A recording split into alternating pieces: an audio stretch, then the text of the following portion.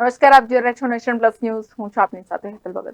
રાજકોટ લોકસભા બેઠકના ભાજપના ઉમેદવાર પુરુષોત્તમ રૂપાલાએ ક્ષત્રિય સમાજ અંગે વિવાદાસ્પદ નિવેદન કરવામાં આવ્યું ત્યારથી તેઓ પ્રચંડ વિરોધનો સામનો કરી રહ્યા છે.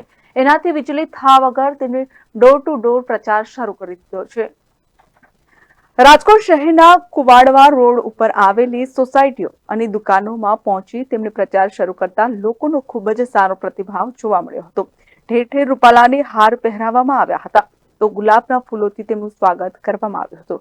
રાજ્યસભાના સાંસદ રામ મોકરિયાએ 500ની નોટનું બંડલ દેખાડી નેતાઓ પર ફેરવી પાછું ખિસ્સામાં મૂકી 100ની નોટનું બંડલ ઢોલીને આપ્યું હતું.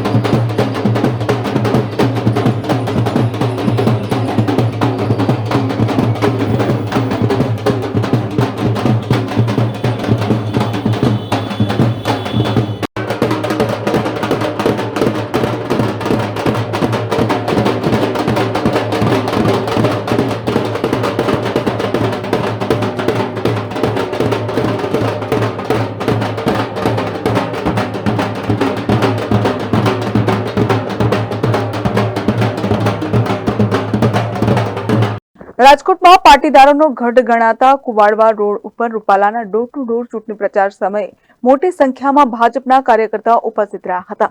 રાજકોટ ભાજપમાં ચાલતી જૂથબંધીને અલ્પવિરામ લાગ્યું હોય એવું દ્રશ્ય દેખાયું હતું.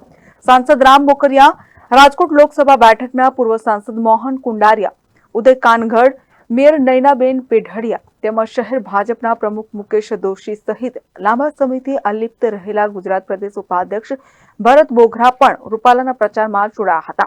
આ તકે સિત્સર ઉમિયાધામના પ્રમુખ અને કડવા પાટીદાર જયરામ પટેલ રૂપાલાને મળ્યા હતા. જોકે અહીં સૌથી આશ્ચર્યની વાત એ હતી કે સામા કાંઠે જ્યાં રૂપાલાએ પ્રચાર કર્યો ત્યાંના આગેવાન અને લેવા પાટીદાર સમાજના ભાજપના આગેવાન ગણાતા અરવિંદ રૈયાણી દેખાયા ન હતા. લોકસભા ઉમેદવાર રૂપાલાએ અંદાજિત 5 કિલોમીટર જેટલી પદયાત્રા કરી હતી અને રાજકોટ લોકસભા બેઠક પરથી જીતાડવા માટે લોકોને અપીલ કરી હતી.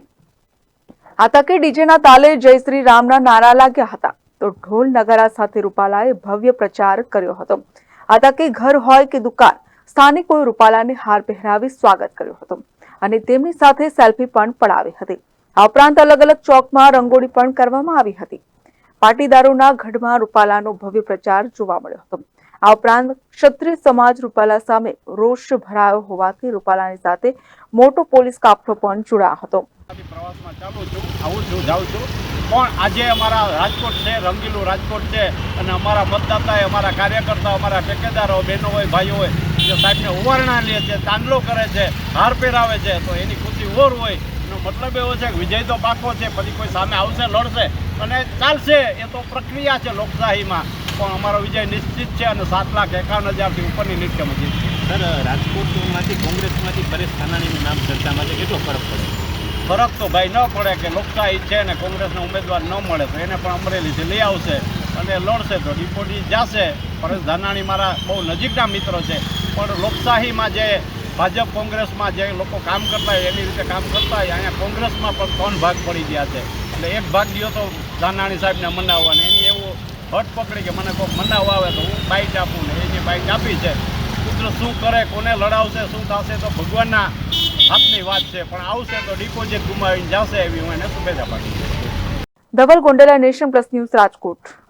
સમાચારોના સતત અપડેટ માટે નેશન પ્લસ ન્યૂઝના યુટ્યુબ ચેનલને સબસ્ક્રાઇબ કરો, બેલ આઇકન દબાવો અને ફોલો કરો ઇન્સ્ટાગ્રામ, ફેસબુક અને ટ્વિટર પર.